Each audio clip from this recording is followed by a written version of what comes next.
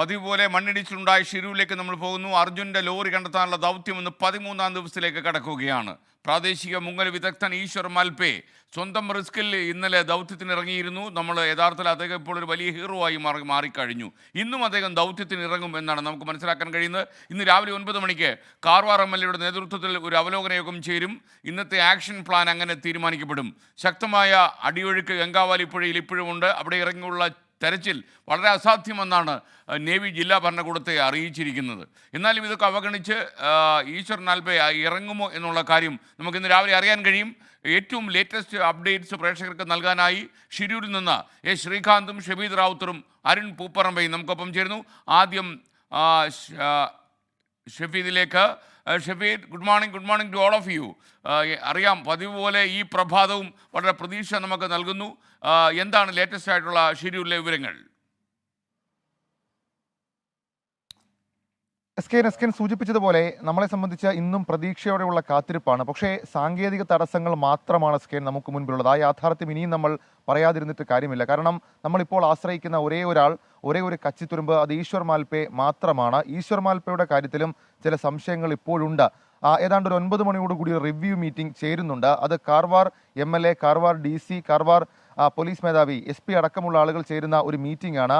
അവിടെ കർണാടക സർക്കാർ അവർക്ക് ചില പ്രധാനപ്പെട്ട നിർദ്ദേശങ്ങൾ അവരെ അറിയിക്കും. അതിനുശേഷം മാത്രമായിരിക്കും ഈശ്വർ മാൽപേ ഇന്ന് ഡൈവ് ചെയ്യുന്ന കാര്യത്തിൽ ഒരു തീരുമാനമെടുക്കുകയുള്ളൂ. നമ്മൾ ഈശ്വർ മാൽപേയുമായിട്ടും കാർവാർ കളക്ടറുമായിട്ടും സംസാരിച്ചു. അവർ രണ്ടുപേരും പറയുന്നത് after the review meeting we will inform എന്നുള്ളതാണ്. അതായത് റിവ്യൂ മീറ്റിംഗിന് ശേഷം മാത്രം നിങ്ങളെ അറിയിക്കാം. ഒരുപക്ഷെ അല്പസമയത്തിനുള്ളിൽ നമ്മൾ ഈശ്വർ മാൽപേ ബൈറ്റ് എടുക്കാനുള്ള അദ്ദേഹം എന്താണ് ഇന്നലെ ചെയ്തത് എന്നുള്ളത് ഒരു ആക്ച്വൽ വിവരം നമുക്ക് കിട്ടും. ഇനി എന്താണ് ചെയ്യാൻ പോകുന്നുള്ള വിവരം കൂടി അദ്ദേഹം പറയും. അദ്ദേഹം ഇവിടെ ഈ സ്ഥലത്ത് ഷിരൂരിനടുത്തൊരു ഹോട്ടലിൽ തന്നെയാണ് താമസം. അദ്ദേഹത്തെ നമ്മൾ കണക്ട് ചെയ്യാനുള്ള ശ്രമം തുടരുകയാണ്. പക്ഷേ SK നമ്മൾ വീണ്ടും ചൂണ്ടിക്കാണിക്കുന്നത് ഫ്ലോട്ടിംഗ് പോയിന്റ് അടക്കമുള്ള കാര്യങ്ങൾ, അതിൽ ചില സംശയങ്ങളുണ്ട്.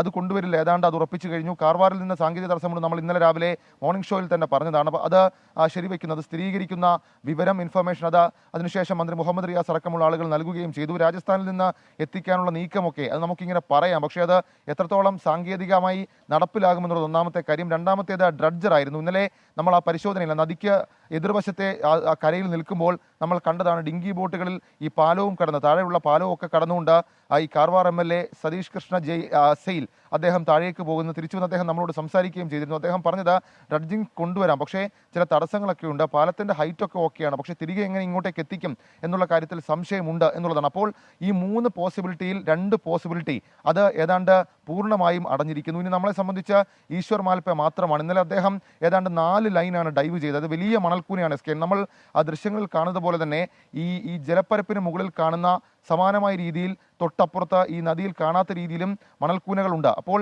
ഈ P4, അതായത് സ്പോട്ട് 4, നമ്മൾ ഇന്നലെ ആ ഡ്രോൺ പരിശോധന റിപ്പോർട്ട് അടക്കം നൽകിയതാണ്. ആ ഡ്രോൺ പരിശോധന റിപ്പോർട്ടിൽ പറയുന്ന ഏറ്റവും കൂടുതൽ സാധ്യത ഈ ട്രക്കുള്ളത് സ്പോട്ട് 4ലാണ്. പക്ഷേ ഈ ട്രക്ക് ഭാഗികമായി തകർന്നിട്ടുണ്ടെന്നും അതിൻ്റെ മുകളിലേക്ക് ചെളിയും വലിയ കല്ലുകളും ഉണ്ട് എന്നുള്ള അടക്കം അടിഞ്ഞിരിക്കുന്നു. അതിന് നടുവിലാണ് ഈ ട്രക്ക് എന്നുള്ള കാര്യം നമ്മൾ പറഞ്ഞു. അതൊരു ലോജിക്കായി കൂടി ഇന്നലെ retired major general M Indrapalan ചൂണ്ടിക്കാണിച്ചിരുന്നു. കാരണം ഒരു മല മൊത്തവും ഇടിഞ്ഞ് താഴേക്ക് വന്നതാണ്. ആ സാഹചര്യത്തിൽ ആ ട്രക്ക് അത് മൂടപ്പെട്ടിട്ടുണ്ടാകാം. അവിടേക്ക് എങ്ങനെ ഡൈവേഴ്സിന് എത്തിപ്പെടാം? ഒരുപക്ഷെ ഒരു നാച്ചുറൽ ഇറോഷൻ, സ്വാഭാവിക ഇറോഷൻ മാത്രം സംഭവിച്ചാൽ മാത്രമേ അത് സാധ്യമാവുകയുള്ളൂ എന്നുള്ള കാര്യം പറയുന്നുണ്ട്. ഈ M ഇന്ദ്രപാലൻ തന്നെ ഇന്നലെ നമ്മൾ പേഴ്സണലി സംസാരിച്ചപ്പോൾ അദ്ദേഹം പറഞ്ഞൊരു കാര്യമുണ്ട്. നമ്മൾ ഈ കൊച്ചിയിലൊക്കെ ഉപയോഗിക്കുന്ന ജങ്കാറുകൾ, ആ ജങ്കാറുകളൊക്കെ എത്തിച്ച് അവിടെ സ്റ്റഡിയായി നിർത്തിക്കൊണ്ട് ഒരു പക്ഷേ എന്തെങ്കിലും മണ്ണ് നീക്കം അടക്കമുള്ള കാര്യങ്ങൾ, അത് ഈ പ്രൊക്ലൈനറൊക്കെ കയറ്റിക്കൊണ്ട് മണ്ണ് നീക്കം അടക്കം, അതൊരു ഡ്രഡ്ജിങ്, ഒരു പാർഷ്യൽ ഡ്രഡ്ജിങ് തന്നെയാണ്, അത് നടത്താം. പക്ഷേ കൊച്ചിയിൽ മാത്രമാണ് ആ ഡ്രഡ്ജർ നിലവിൽ ഇപ്പോൾ അവൈലബിൾ ആയിട്ടുള്ളത്. ആ ഡ്രഡ്ജർ എങ്ങനെ ഇങ്ങോട്ടേക്ക് എത്തിക്കും? അങ്ങനെയൊക്കെയുള്ള ചില ആലോചനകളൊക്കെ ഉണ്ടായിരുന്നു. പക്ഷേ അതൊന്നും നിലവിൽ ഇപ്പോൾ നടപ്പാകാൻ പോകുന്നില്ല. അതൊന്നും അത്ര എളുപ്പമല്ല എന്നുള്ളതൊരു യാഥാർത്ഥ്യമാണ്. ആ യാഥാർത്ഥ്യം നമ്മൾ മനസ്സിലാക്കുന്നുണ്ട്. ഏതായാലും ഇന്ന് 9 മണിയോടുകൂടി നമുക്കറിയാം ഈശ്വർ മാൽപേ ഡൈവിന് ഇറങ്ങുമോ ഇല്ലയോ എന്ന്. ഇന്നലെ അദ്ദേഹം നടത്തിയ പോയിന്റ് 4ൽ നിന്ന് പോയിന്റ് 3ലെ ക്രോസ് അദ്ദേഹം ഡൈവ് നടത്തിയിരുന്നു. അപ്പോഴും അദ്ദേഹത്തെ ഇങ്ങനെ എടുത്തുകൊണ്ട് താഴേക്ക് പോകുന്ന അത്ര തരത്തിലേക്ക് അടിയൊഴുക്കാണ്. ഇന്നലെ ഈ ഗംഗാവാലി നദിയുടെ മുകൾ ഭാഗത്തെ മലയിലും ഷിരൂരിലും കനത്ത മഴ പെയ്തിരുന്നു. നിർത്താതെ ഏതാണ്ട് 2 മണിക്കൂറോളം മഴയൊക്കെ പെയ്തിരുന്നു. അപ്പോൾ നദിയിലെ അടിയൊഴുക്ക് ഇന്നും കൂടും. ഒരുപക്ഷേ 7 നോട്ടിലേക്ക് ഇന്നും എത്തിയേക്കാം. ഇന്നലെ 6.8 നോട്ടായിരുന്നു അടിയൊഴുക്ക്. പക്ഷേ ഇന്നത് 7 നോട്ടിലേക്ക് എത്താം. അപ്പോഴും തടസ്സങ്ങൾ കൂടുകയാണ്. ഏതെങ്കിലും തരത്തിൽ ഈ നദിയുടെ ജലനിരപ്പോ അല്ലെങ്കിൽ പുഴയുടെ അടിയൊഴുക്കോ ഒന്നും കുറയുന്നില്ല.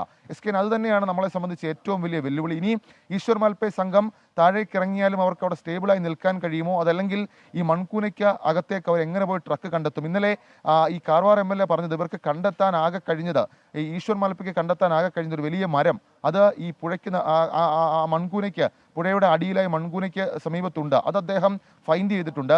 വിസിബിലിറ്റി ഇഷ്യൂവും ഈശ്വർ മാൽപ്പയ്ക്ക് തടസ്സമാകുന്നുണ്ട്. അങ്ങനെ തടസ്സങ്ങൾ മാത്രമാണ് നമുക്ക് ഇപ്പോഴുള്ളത്. ഏതായാലും അനൗദ്യോഗികമായി ഈ രക്ഷാദൗത്യം അത് തുടരുമോ ഈശ്വർ മാൽപ്പ എന്നുള്ള കാര്യത്തിൽ അന്തിമ തീരുമാനമായിട്ടില്ല. അതിന് അനുമതി വേണം.